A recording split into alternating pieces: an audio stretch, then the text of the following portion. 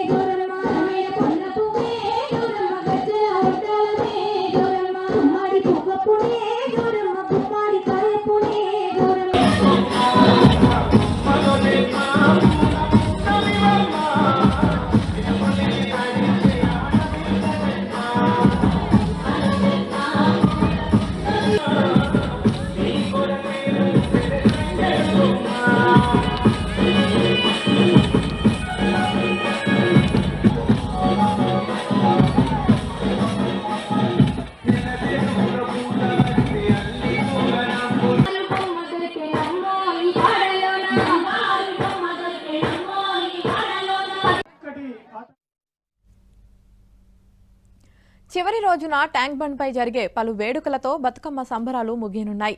ఆ రోజున జరిగే కార్యక్రమానికి సీఎం రేవంత్ రెడ్డి సహా పలువురు మంత్రులు, ఉన్నతాధికారులు పాల్గొననున్నారు. మహిళలంతా ఒక్కో బతుకమ్మతో పాటు 6 అడుగుల ఎత్తైన భారీ సైజు బతుకమ్మను అక్కడే తయారు చేసి కళాకారుల ప్రదర్శనల నడుమ ట్యాంక్ బండ్కు చేరుకుంటారు. అమరజ్యోతి దగ్గర నుంచి ట్యాంక్ బండ్ వరకు సుమారు 1000 మంది మహిళలు బతుకమ్మలో ఊరేగింపుగా వెళ్లి హుస్సేన్ సాగర్లో నిమజ్జనం చేయనున్నారు. చివరి రోజు భారీ స్థాయిలో కలర్ఫుల్ లేజర్ షో కార్యక్రమం నిర్వహించనున్నారు.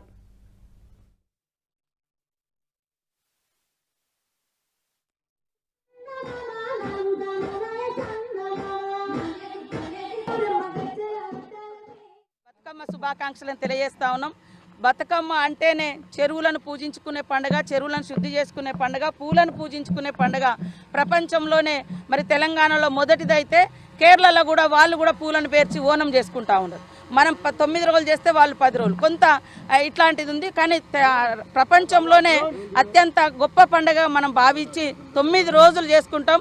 ఆడకూతుళ్ళు తల్లిదండ్రుల దగ్గరకు వచ్చి వాళ్ళ కష్టాలను ఒలకబోసుకునే పండుగ, అదేవిధంగా అన్నదమ్ములతో ఆనందంగా ఉండే పండుగ. కాబట్టి ఈ సంస్కృతి సాంప్రదాయాలు ఎక్కడ లేవు, వీటిని కాపాడుకొని భవిష్యత్ తరాలకు అందించాల్సిన బాధ్యత నేటి తరం మీద ఉంది. కాబట్టి కనీసం ఈ 9 రోజులైనా మా ఆడకూతులను మంచిగా స్వేచ్ఛగా ఆడుకోనివ్వండి, పాడుకోనివ్వండి, ఎదగనివ్వండి. మరి ఉద్యోగ ఉపాధి రాజకీయాలలో మరింత ఉన్నత స్థానంలోకి వచ్చే విధంగా కుటుంబ సభ్యులు, ఈ నేటి సమాజం కూడా ఆడకూతులకు అండగా ఉండాలని ఈ పండగ సందర్భంగా ప్రతి ఒక్కరూ ప్రతిన బూనాలని కూడా